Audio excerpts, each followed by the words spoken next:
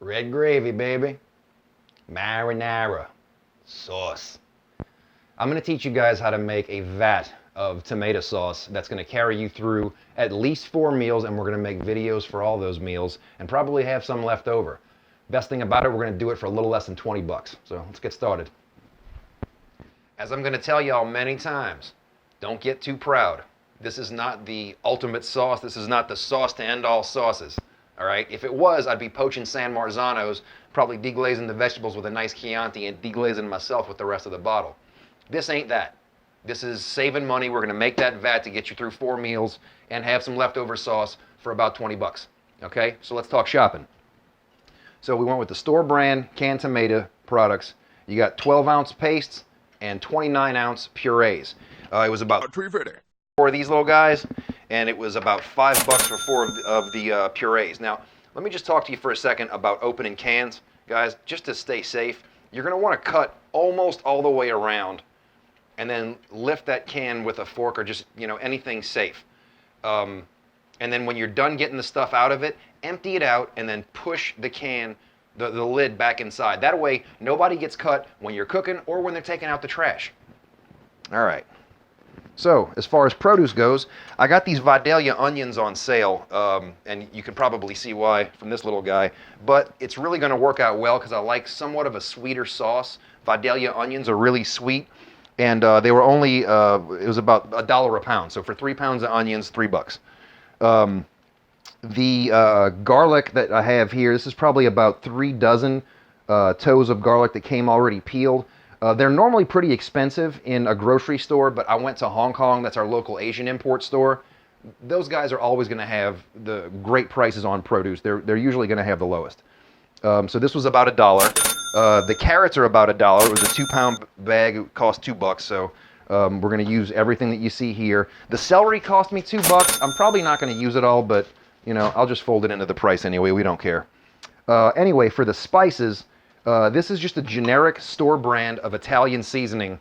And actually, I'd highly recommend using it. You just got to remember when you use dry herbs, you have to give them a chance to hydrate for them to get to work. But when you buy these Italian seasoning blends, you're going to get other spices like marjoram and savory.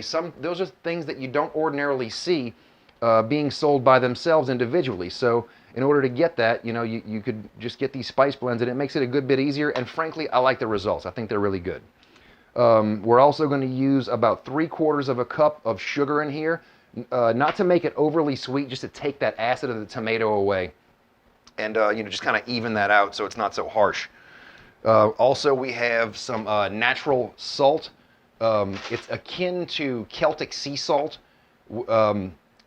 but this is probably about half the price. This was only about $6 for a 4-pound container. And I just prefer this salt to just about anything. The stuff that's like less than $1 a pound, or I'm sorry, $1 a can for those 2-pound paper cans, I just find it tastes like chemicals. It's really caustic. So, if you're using that stuff to boil or something like that, it's usually okay. But whenever it's salt that I'm eating, I prefer this, sea salt, Celtic sea salt, pink Himalayan, any of those things are better. And let's face it, salt's one of the cheapest ingredients you can get. So if you're going to go a little more expensive on something, go a little more expensive on your salt. All right, so I guess all we got to do is start cutting this stuff up and show you how to put it together. So, all right, a couple of things I forgot to say in the last segment was that this is going to be about a half a cup of the store brand Italian seasoning. And the price that I put for the salt, sugar, and the Italian seasoning is right at $4. That brings us around to $19.50. Like I said, just shy of $20 for the whole vat of sauce. Also, you can add about $20 to pretty much anything I said because that's what a case of Yingling cost, and that's what I need to stay in place long enough to do one of these videos. So, as you can see here, I've already started cutting everything up. This is just big enough to be pulsed. We're going to make this not only a cheap sauce, but kind of quick. So we're just going to, we peeled the carrots, peeled the onions. We're just going to cut everything in just barely a big enough size to get pulsed in a food processor. That way it's not a long process. All right. Carrot, think of the Metallica song, Back to the Front. All right. keep it away from your hands. You don't want to shave any skin off. That's not fun.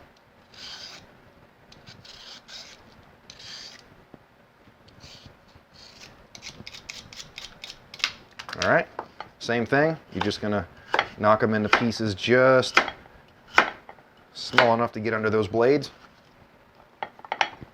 And then celery, I don't believe I've shown this audience how to do celery yet, but this is something that you really got to watch out for. I don't mind wasting a little bit of it. I've come up to about right here where it starts to kind of narrow back in, because this is where the roots are, and it gets super, super dirty around this part of the vegetable. So I'm just going to knock that off right there, and you can kind of see where the dirt is all the way at the bottom, because that's at ground level. You know, so where I cut it is pretty much where the dirt, you know, stops being in most commercially sold celery. And what I'm going to do is save some of these big pieces for stuff like you know, potato salad, or the cameraman snacks. He likes to steal my my mise en place when I'm not looking. There goes a carrot. Yep, see that? All my hard work, it just disappears. Well, I guess the stuff y'all are going to be cooking at home does too. He actually just took 2. You know, in a commercial kitchen, he could get stabbed for that. All right, so I figure I'm not even going to use this amount of celery, so logistically you can take $1 off of what we're doing. And I'm just going to take the rest of it and knock it into, you know, just pieces, like I said, enough to get under those blades. And I'm going to rinse this thoroughly before I use it. Don't touch the merchandise, sir. All right, so I'm going to rinse this and pulse it along with everything else. But before I do, I want to show you guys what I mean by pulse. Now, oh yeah, you see this? See that why it's facing out this way? It's because the cameraman decided that, yeah, that's right, the cameraman decided that we needed to have it facing out so the audience could see it. Like, they don't have these same 3 buttons, and that's fine, but guess what? Since it's facing that way, you're going to do it. Yes, you're going to do it. You don't just point at stuff and push the go button. No, you got to put some work in, like the rest of us. Take note at home. You trying to save money? You want to cook from scratch? Make your kids help. All right, so the way you do it is you're only going to fill up about the bucket about halfway. It doesn't really matter what you're putting in there, because we're gonna simmer this for a while. So it doesn't really matter that, you know, onions cook faster than carrots. You're only going to fill it up about halfway so you can pulse it. And this is really hard to do from this side, but you already knew that, which is why you asked me to do it. Don't laugh. All right, so basically you're just going to use this pulse button right here and just at kind of a regular rhythm, you're just going to pulse, pulse, pulse, pulse.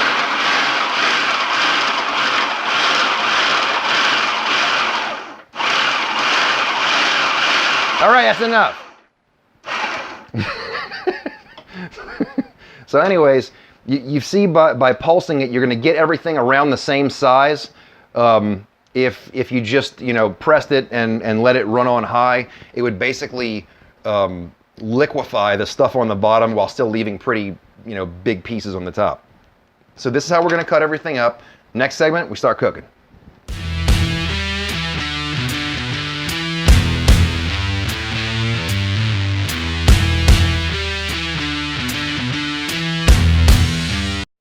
We got all the vegetables cut up, and the reason why I said pulse it is because this is what I like my vegetables to look like in my tomato sauce. I want to be able to see them a little bit even when the sauce is finished cooking. But look, if you don't, just splash a little bit of water when you're pulsing your vegetables, and just let them go on full speed. Splash enough water until they liquefy all together, and just cook the sauce like that. That's your call. All right, so what we're doing is we're getting the stock pot hot right now. And we're going to go in with a little bit of oil. Remember, don't get too proud. You don't need some $40 for a little bitty small bottle of extra virgin olive oil just because everybody tells you it's the right thing. This here is a blend of, like, I think it's 75% canola oil, 25% extra virgin. Comes in real cheap. I mean, you do what you got to do. Use soybeans, use canola. You know, whatever works for your budget.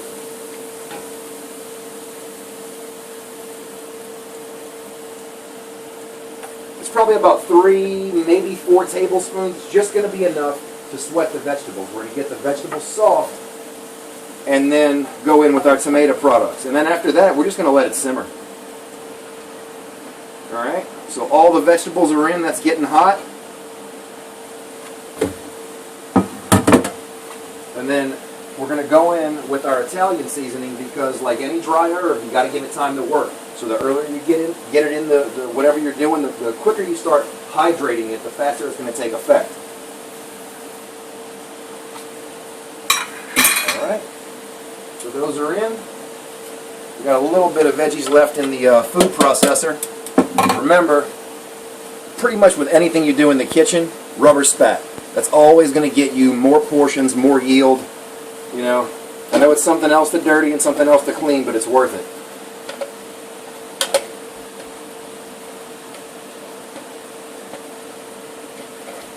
All right, so we're just going to let this run while I'm cooking it. It doesn't really matter what is said or not. Anyway, real quick, guys, take a look over here. Let's go to the other camera angle. The vegetables for the sauce are getting soft, as you can see right here. All right, that's what let me get you a little bit better shot. That's what you're looking for. All right, most of the liquid of the vegetables is pretty much evaporated, so we're going to go in with our tomato products, and then we're going to take those cans and fill them back with water, and then go in with those. Also, it's a good time to add salt. So I'm going to go in probably about 3 tablespoons. It's not too much for the size, for the size vat that I'm cooking, but you can always add more later. You can't take it away. Remember that. All right, and then we're going to fill these suckers back up with water and just let it stew for a little while, and we'll go from there. All right, that was messed up. We had to put it away for a couple of days because the sound man screwed up. You can hear the echoey sound in the last couple of segments. Well, it's all right. We put it away, and it wound up working out. Remember we told you that we're using dry herbs, and if you put it away for a couple of days, it tends to give the herbs a little chance to work, chance to rehydrate. So that worked up good. Plus, we fired the sound guy, so that's not going to happen again. Now, if we look over here, we got our sauce going. It's just about thickened up to where I want it. You know, not too thin, not too thick. The idea that I usually have whenever I make sauces is that I want it to coat the top of whatever I'm putting it on, but I don't want it to sit on top. But at the same time, I also don't want it to run all over the plate. Okay? So this is a good time. We're going to put our sugar in, about 3/4 cup. It's just going to take the acid out of the tomato, make it not so harsh.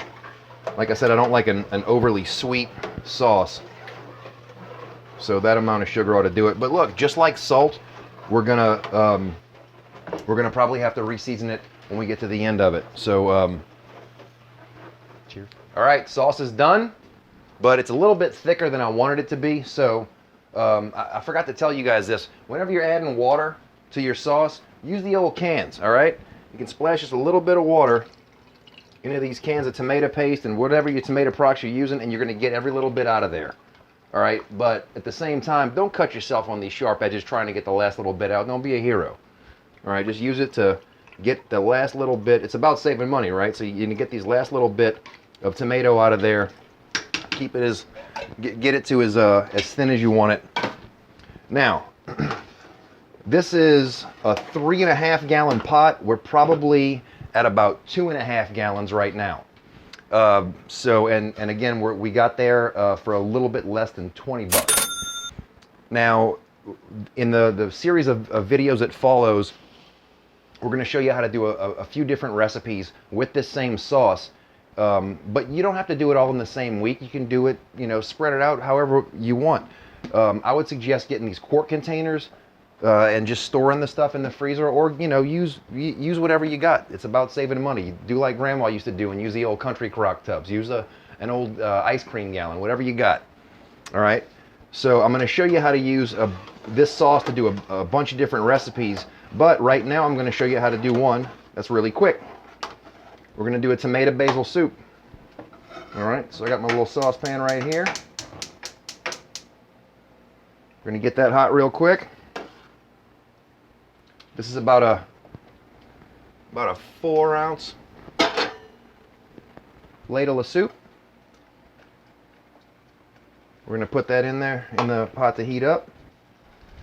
And then I'm going to add 1/3 of a cup of whole milk, or almond milk, or, you know, soy milk. That's your business, whatever you want to do. And we're just going to marry that together real quick. Now you can set your stopwatch to how long this recipe is going to take.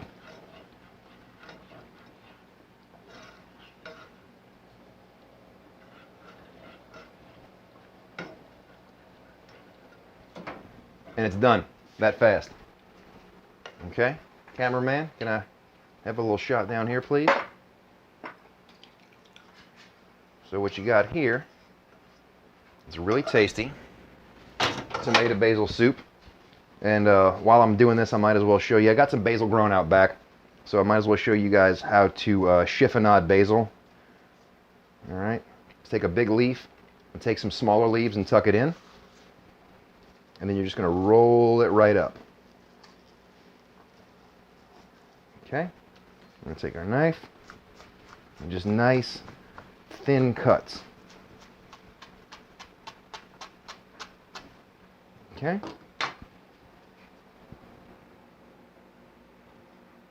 A bit of basil. And you're going to finish it with a little bit of thyme.